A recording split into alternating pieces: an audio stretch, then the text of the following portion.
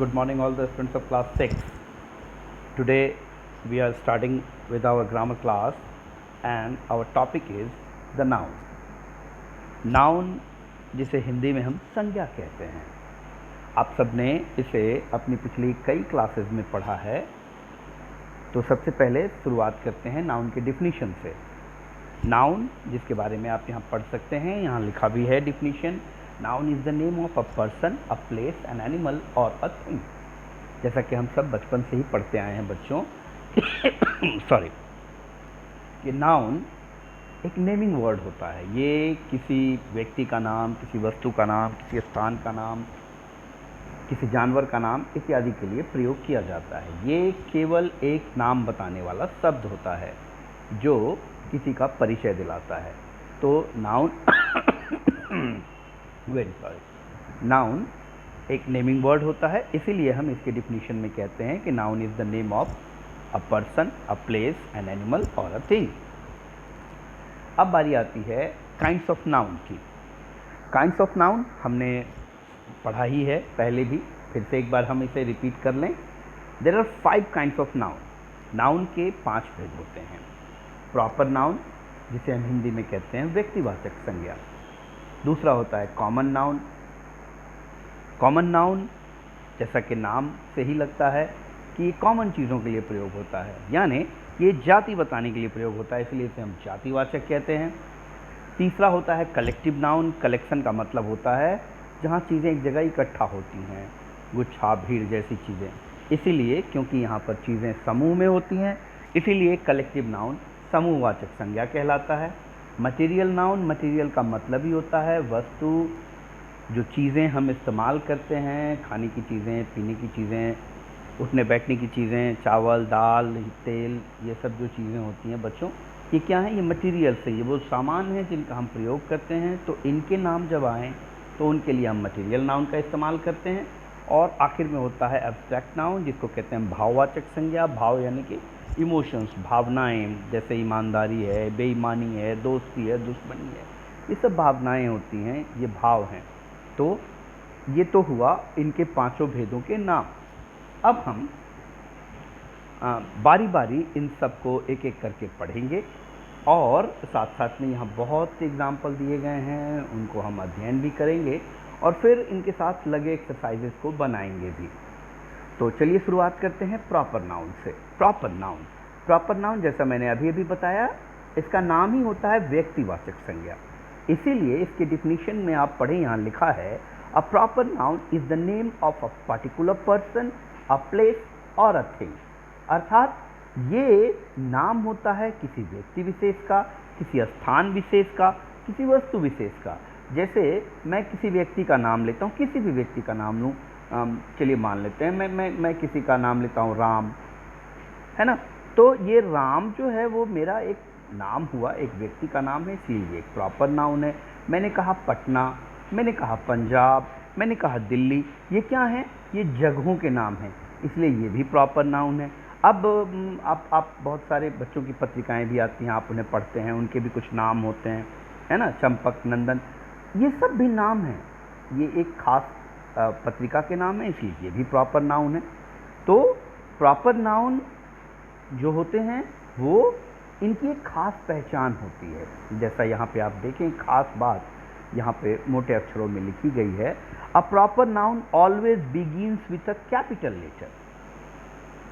Capital letter, capital और small letters आपने nursery में ही पढ़े हैं। हमेशा याद रखें कि जो प्रॉपर नाउन होता है उन्हें हम जब भी लिखें, पहला लेटर जो हो वो कैपिटल लेटर होना चाहिए। जैसे मान लें मैं लिख रहा हूँ यमुना, एक नदी का नाम है, तो यमुना में वाई मेरा हमेशा, जब भी मैं यमुना लिखूँगा, वाई मेरा कैपिटल होगा। मैंने कहा पटना, मैंने कहा पंजाब, तो पंजाब क्योंकि एक राज्य का नाम है, एक प्लेस का नाम है, और ये क्या हो गया? एक प्रॉपर नाउन है। तो हमेशा याद रखें, जब भी मुझे पंजाब कहीं भी लिखना हो सेंटेंस में, मेरा पहला लेटर जो होगा वो कैपिटल ही होगा। तो हमेशा याद रखें कि प्रॉपर नाउन जब भी शुरू होते हैं वो कैपिटल लेटर से ही शुरू होते हैं। यहाँ पे एक एग्जाम्पल भी आपके सामने दे रखा है, आप देखें। इसमें पहले सेंटेंस में क्या है?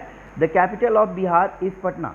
सेंटेंस तो ये बिल्कुल करेक्ट है, किंतु एक गलती यहाँ है यहाँ पर पटना का P स्मॉल लेटर में लिखा हुआ है, जबकि पटना मैंने अभी अभी कहा कि एक प्रॉपर नाउन है, एक जगह का नाम है, और proper noun always begins with a capital letter, इसीलिए यहाँ मुझे कैपिटल लेटर में P लिखना होगा, तब सही होगा। इसलिए आप देखें सेकेंड सेंटेंस जो करेक्ट दिया गया है वहाँ पे आप देखेंगे पटना का P कैपिटल लेटर बन चुका है, तब जाकर ये करेक्ट है। यानी हमें जब भी प्रॉपर नाउन लिखने हो हमेशा ये ध्यान रखें कि प्रॉपर नाउन का पहला लेटर हमेशा एक कैपिटल लेटर होगा।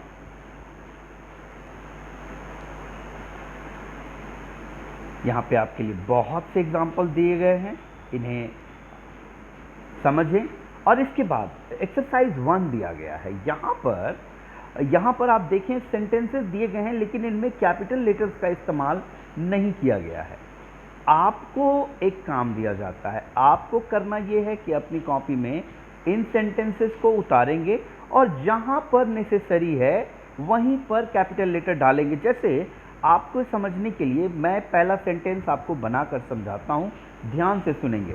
यहाँ देखें, यहाँ लिखा है Diwali is approaching, now the boys will waste money on crackers. अब यहाँ पर प्रॉपर नाउन कौन है? एक दिवाली, दिवाली क्या है? एक त्योहार का नाम है, इसलिए ये क्या है? प्रॉपर नाउन है। तो जब मैं इस सेंटेंस को दोबारा लिखूंगा तो मैं क्या करूंगा? डी को कैपिटल लेटर में लिखूंगा, बाकी सब चीज़ें जो स्मॉल में हैं वो वैसे ही रहेंगी। हमेशा याद रखिए कि जब कहीं भी इन सेंटेंसेस में जहाँ कहीं भी आपके लिए प्रॉपर नाउन आएगा, जैसे दूसरे सेंटेंस में शाहजहाँ है, शाहजहाँ कौन थे? बहुत मशहूर राजा थे जिन्होंने ताजमहल बनवाया। तो शाहजहाँ एक नाम है, प्रॉपर नाउन है, इसलिए शाहजहाँ में भी हमको कैपिटल लेटर डालना होगा पहला। फिर ताजमहल है, अब ताजमहल ये भी एक नाम है, एक हिस्टोरिकल प्लेस है ताजमहल, इसलिए मुझे ताजमहल में भी कैपिटल डालना होगा। साथ साथ में आगरा, आगरा एक जगह का नाम है। तो आप देखें कि इस सेंटेंस में 3 प्रॉपर नाउन है, इसलिए मुझे सबको कैपिटल लेटर में बदलना होगा। तो आप सबको करना ये है कि इन्हें सबको कैपिटल लेटर्स में चेंज करके अपनी अपनी कॉपी में लिखेंगे और फिर उसे मेरे पास व्हाट्सएप करेंगे ताकि मैं चेक कर सकूं। चलिए अब आगे बढ़ते हैं। नाउन का दूसरा हिस्सा मैंने कहा था कॉमन नाउन। कॉमन नाउन यानी जातिवाचक संज्ञा। जैसा नाम होता है बिल्कुल वैसा ही इसका गुण भी होता है, इसकी पहचान भी ऐसी ही होती है। अ common noun which does not point two any particular person, place और थिंग। ध्यान से सुने, ये क्या कह रहा है? अ नाउन एक संज्ञा which does not point any particular person, जो किसी व्यक्ति विशेष को न बताती हो, स्थान विशेष को न बताती हो, वस्तु विशेष को न बताती हो, बट लेकिन is common to all persons और thing of the same class और kind is called a common noun. बल्कि is common to all persons और थिंग्स, जो एक तरह की, of same class and kind, जो एक तरह की या एक जैसी चीजें जब हों तो उसको हम कॉमन नाउन कहते हैं। जैसे अब मैंने कहा woman, woman be it in India is also called a woman, whether she goes to USA she will also be called as a woman, because women can be seen anywhere, so they are common. When a word is used to denote the whole kind of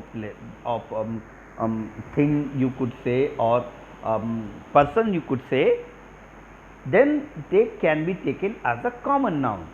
जब कभी भी एक जैसे व्यक्तियों का समूह हो या वस्तुओं का समूह हो हम उसे कॉमन नाउन कहते हैं।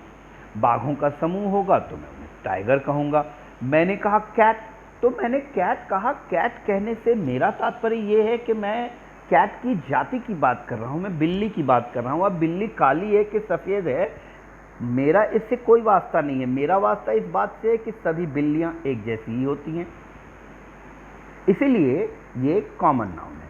तो हमेशा याद रखिए कि कॉमन नाउन सदैव एक जैसी वस्तुओं या व्यक्तियों के समूह के लिए प्रयोग किया जाता है। यहाँ पे आपके लिए कई एग्जाम्पल्स दिए गए हैं। अब हम आगे बढ़ते हैं। अब यहाँ पर आप देखें एक एक्सरसाइज है जहाँ एक लिस्ट दी गई है, ऊपर टॉप पे एक लिस्ट दी गई है जहाँ पे बहुत से नाम लिखे हैं। ये सारे के सारे नाउन्स हैं, ध्यान दें, ये सारे के सारे नाउन्स हैं। अब इनमें करना ये है कि यहाँ पर नीचे कुछ क्वेश्चंस दिए गए हैं। जैसे पहला क्वेश्चन है नेम 4 सीजन्स। अब इनमें आपको ढूंढने हैं 4 सीजन के नाम, यहाँ ऊपर लिखे गए हैं। आप देखें, अगर आप गौर करें तो आप देखेंगे यहाँ पे एक विंटर है पहले लाइन में, पहले कॉलम में विंटर है, सेकेंड कॉलम में कोई वेदर का नेम नहीं है, किंतु सीज़न थर्ड कॉलम में आकर ऑटम आता है, समर आता है, और फिर फोर्थ कॉलम में रेनी आता है। यही 4 सीज़न हम जानते हैं, winter, autumn, summer and rainy. यही 4 सीज़न के नाम यहाँ खाली जगह पे लिखेंगे, यानी अपनी कॉपी में लिखेंगे। इसी तरह इसमें 4 कपड़े के नाम भी दिए गए हैं, 4 फलों के नाम हैं, बीमारियों के नाम हैं, इन सब का 4 यहाँ ऊपर दिए गए हैं। आपका काम केवल उन्हें ढूंढकर सही लिखना है। इसके बाद तीसरे नाउन की बारी आती है, जिसे हम कहते हैं कलेक्टिव नाउन। कॉमन नाउन तो एक जैसी जात वाले हो रहे थे, कलेक्टिव, कलेक्शन का अर्थ ही होता है संग्रह, चीज़ों का एक जगह इकट्ठा होना। ठीक है बच्चों, तो कलेक्टिव नाउन जैसा नाम होता है बिल्कुल ऐसा ही होता है। ये ऐसे वस्तुओं के समूह के लिए प्रयोग किया जाता है या व्यक्तियों के समूह के लिए प्रयोग किया जाता है जिनको कि हम एक मानकर चलते हैं। जैसे हम जाते हैं तो बाजार में हम जाते हैं, अब बाजार में भीड़ होती है, मेले में भीड़ होती है, भीड़ में कई तरह के लोग होते हैं, उनमें छोटे मोटे लंबे पतले सारे तरह के लोग होते हैं, किंतु जब हम भीड़ की बात करते हैं तो वो एक के रूप में गिने जाते हैं, ना कि अलग अलग। तो कलेक्टिव नाउन के बारे में हम पहले उसकी डिफिनीशन जान लें। A collective noun is the name of a collection of persons और थिंग्स टेकन टुगेदर, यानी जब व्यक्तियों या वस्तुओं को एक जगह एक समूह के रूप में लिया जाता है एंड स्पोकन एज वन, और जब उनकी गिनती एक के रूप में होती है तब वो कलेक्टिव नाउन कहलाते हैं। जैसे कि बंच, बंच यानी गुच्छा, आम का गुच्छा। अब गुच्छे में कई आम हो सकते हैं, 2 हो, 4 हो, 10 हो, 20 हो, मुझे उनकी गिनती से मतलब नहीं है, बल्कि गुच्छे से एक गुच्छे में सारे आम एक ही साथ गिने जा रहे हैं, इसीलिए बंच क्या हो गया, कलेक्टिव नाउन हो गया। ठीक है ना। फिर आप क्लास में होते हैं, आप अपनी क्लास में होते हैं, अब आप अपनी क्लास में क्लास 6 में होते हैं तो सारे बच्चे 6 के स्टूडेंट कहे जाते हैं, क्योंकि उन सब को हम एक के रूप में गिनते हैं।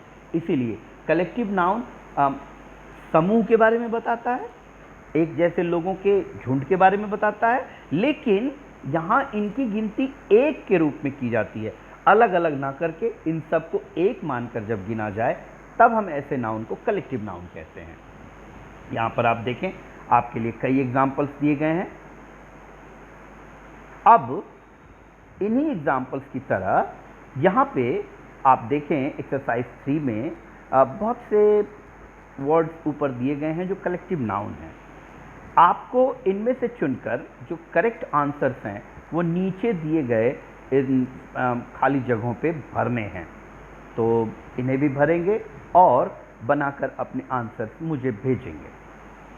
अब बारी आती है मटेरियल नाउन की। मटेरियल पहले ही मैंने बताया कि ये हमेशा हमें भौतिक वस्तुओं की जानकारी देती है, वो वस्तुएं जो हम इस्तेमाल में लाते हैं, माप सकते हैं, तौल सकते हैं, वजन कर सकते हैं, कहीं से कहीं ले जा सकते हैं, ये मटेरियल नाउन होते हैं। इसीलिए मटेरियल नाउन की डिफिनीशन में कहा गया है, a material noun is the name of a material of which an article is made, यानी जिन वस्तुओं से कोई चीज़ बनती है वो मटेरियल नाउन कहलाते हैं।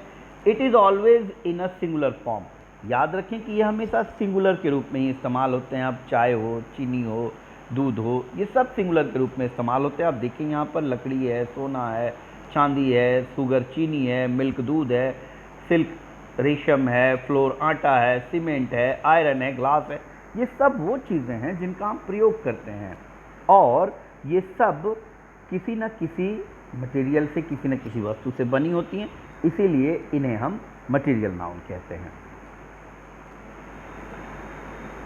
अब यहाँ पे भी कुछ फिल इन द ब्लैंक्स हैं, जहाँ पर आप देखें खाली जगहों में कुछ एग्जाम्पल्स दिए गए हैं आपको। इनमें से एग्जाम्पल्स कह गया, सॉरी, यहाँ पे कुछ वर्ड्स दिए गए हैं जो कलेक्टिव नाउन है। आपको इनमें से सही वर्ड चुनकर लिखना है। इसके बाद आखिरी 5वां नाउन होता है abstract noun. Abstract noun is the name of a quality, a feeling और अ स्टेट, ये किसी के गुण, किसी की भावना, अवस्था, मानसिक के बारे में बताता है। Honesty, beauty, love, happiness, youth, ये सब एब्स्ट्रैक्ट नाउन है। ऑनेस्टी, ईमानदारी, हम इसे देख नहीं सकते लेकिन ये गुण है, हम इसे पहचान सकते हैं। ब्यूटी, सुंदरता, देख सकते हैं, महसूस कर सकते हैं, बट एक्सप्लेन नहीं कर सकते कितना और कितना कम। ये सिर्फ क्योंकि एक फीलिंग्स है। एब्स्ट्रैक्ट नाउन हमेशा ह्यूमन फीलिंग्स के बारे में बात करता है। Abstract noun are different from all other noun, ये बाकी नाउन से बिल्कुल अलग होते हैं। वी कैन नॉट सी और टच देम, जैसा कि मैंने अभी कहा, हम इन्हें देख या छू नहीं सकते। अब मित्रता कितनी है और कैसी है, क्या आप उसे देख सकते हैं? क्या आप उसे छू सकते हैं? कोई कितना बदमाश है, क्या आप उसे देखकर बता सकते हैं कोई कितना बदमाश है? तो ये क्योंकि भावनाओं की बात करते हैं इसलिए हम इन्हें छू नहीं सकते। अब यहाँ पे बहुत सारे एग्जाम्पल्स भी दिए गए हैं आपके लिए। आपको इनमें भी यहाँ जो दिए गए सवाल हैं उन्हें पूरे करने हैं। एक्सरसाइज 5 तक सभी लोग कल पूरे करके मुझे दिखाएंगे, यानी आप अपने आंसर्स मेरे पास भेजेंगे। कल मैं इन्हें चेक करूँगा और फिर आपको करेक्ट आंसर्स भी बताऊँगा। इसके बाद की एक्सरसाइजेस हम कल पढ़ेंगे। आज के लिए इतना ही।